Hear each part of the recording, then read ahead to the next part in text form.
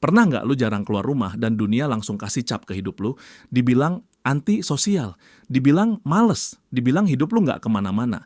Padahal mereka nggak pernah nanya satu hal penting. Kenapa? Kenapa lu betah di rumah? Kenapa lu jarang nongkrong? Kenapa lu lebih milih diem daripada keluar rame-rame? Karena faktanya, orang yang jarang keluar rumah itu bukan satu jenis manusia. Ada yang di rumah karena capek sama dunia luar. Ada yang karena kerjaannya memang dari rumah. Ada yang karena dunianya hidup di layar. Ada juga yang bukan males keluar, tapi kepikirannya kebanyakan. Masalahnya, semua itu sering disamaratakan. Selama lu jarang keluar, lu dianggap sama. Padahal beda niat, beda kondisi, beda cerita, dan yang paling bahaya, kadang lu ikut percaya sama penilaian itu. Lu mulai mikir, jangan-jangan gua emang males, jangan-jangan ada yang salah sama gua, padahal bisa jadi nggak ada yang salah. Lu cuma belum ngerti lu tipe yang mana. Karena ada orang yang jarang keluar rumah dan hidupnya berantakan. Tapi ada juga yang justru nemu hidupnya saat dunia lagi sepi. Dan kalau lu salah baca diri sendiri, lu bisa maksa hidup yang sebenarnya nggak cocok buat lu. Makanya sebelum lu ngejudge diri lu sendiri atau ngebiarin orang lain ngejudge hidup lu perlu tahu satu hal. Lu termasuk tipe yang mana. Karena di video ini kita bakal ngebedah 7 tipe orang yang jarang keluar rumah. Dan kemungkinan besar lu bakal nemu diri lu di salah satunya. Tipe 1, si introvert nyaman. Ada satu tipe orang yang jarang keluar rumah bukan karena trauma, bukan karena males, bukan juga karena hidupnya kosong. Mereka cuman lebih tenang di rumah. Ini tipe yang kalau ketemu orang sebentar aja udah capek. Bukan capek fisik, tapi capek di kepala. Ngobrol dikit, energi turun, ketawa dikit, pikiran rame. Bukan karena mereka nggak suka orang, mereka cuma nggak dapet energi dari situ. Kalau kebanyakan orang ngecas hidupnya lewat nongkrong, ketemu rame-rame, ketawa bareng, introvert nyaman justru kehabisan baterai di situ.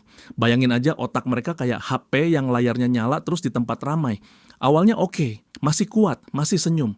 Tapi lama-lama daya turun, pikiran mulai berisik. Dan satu-satunya colokan buat mereka adalah sendiri. Makanya rumah bukan sekadar tempat pulang. Rumah itu tempat energi balik. Di rumah mereka nggak harus ngomong, nggak harus respons cepat, nggak harus kelihatan seru. Mereka bisa diem, mikir, ngerasain pikiran sendiri tanpa gangguan. Masalahnya orang luar sering salah baca. Introvert dibilang antisosial, dibilang sombong, dibilang dingin, padahal mereka cuma lebih mikir sebelum ngomong, lebih milih dengar daripada asal nimbrung, lebih jujur sama energinya sendiri. Kesendirian buat mereka bukan kesepian, itu kayak malam sebelum pagi.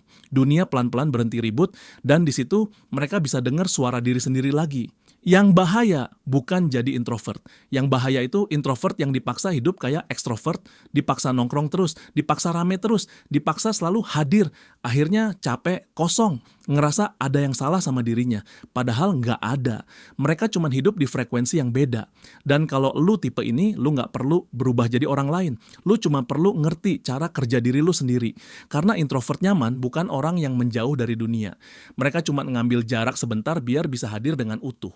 Tipe 2, si work from home loyal.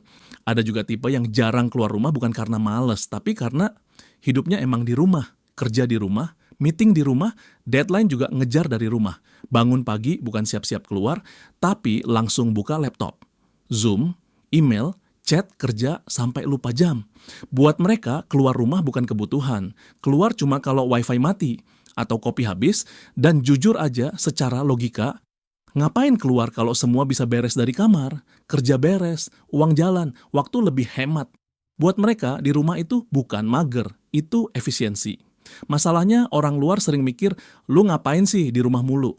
Padahal mereka kerja, cuma bentuknya nggak kelihatan. Dunia udah berubah, kantor nggak selalu gedung, kerja nggak selalu keluar. Dan buat tipe ini, rumah bukan zona nyaman, rumah itu markas hidup. Tipe 3, si gamer atau pecinta hiburan digital. Ada juga tipe yang jarang keluar rumah bukan karena takut dunia luar, tapi karena dunia di dalam layar lebih seru. Game, anime, streaming, YouTube, semuanya ada di satu kamar. Buat mereka, keluar rumah itu cuma pindah dari kamar ke dapur. Ngambil minum, ambil camilan, balik lagi. Dunia luar terasa ribet, macet, panas, capek. Sementara di layar mereka bisa jadi siapa aja. Pahlawan, petualang, atau sekadar orang yang akhirnya menang. Bukan berarti mereka nolak dunia nyata. Mereka cuma milih hiburan yang bikin lupa waktu. Dan jujur aja, kadang Itu yang paling dibutuhin buat bertahan. Buat tipe ini, rumah bukan pelarian. Rumah itu portal ke dunia lain. Tipe 4, si hemat ekstrim. Ada juga tipe yang jarang keluar rumah bukan karena males, tapi karena keluar rumah itu mahal. Ngopi sebentar, uang jalan. Nongkrong bentar, uang hilang. Belum parkir, belum pajak, belum ya elah sekali-sekali. Buat mereka, rumah itu versi paling aman dari hidup. Masak mie sendiri, lebih murah, lebih kenyang. Nonton di rumah, gratis, nggak perlu pura-pura enjoy. Mereka bukan pelit, mereka capek ngabisin uang buat hal yang nggak penting. Karena buat tipe ini, uang itu bukan buat gaya, tapi buat napas.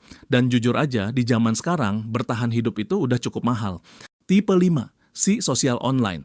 Ada juga tipe yang jarang keluar rumah bukan karena kesepian, justru karena hidup sosialnya rame, chat nggak pernah sepi, notif nyala terus, grup ada 5, Discord aktif, Twitter kebuka. Secara teknis mereka ada di obrolan, ada di story, ada di reply.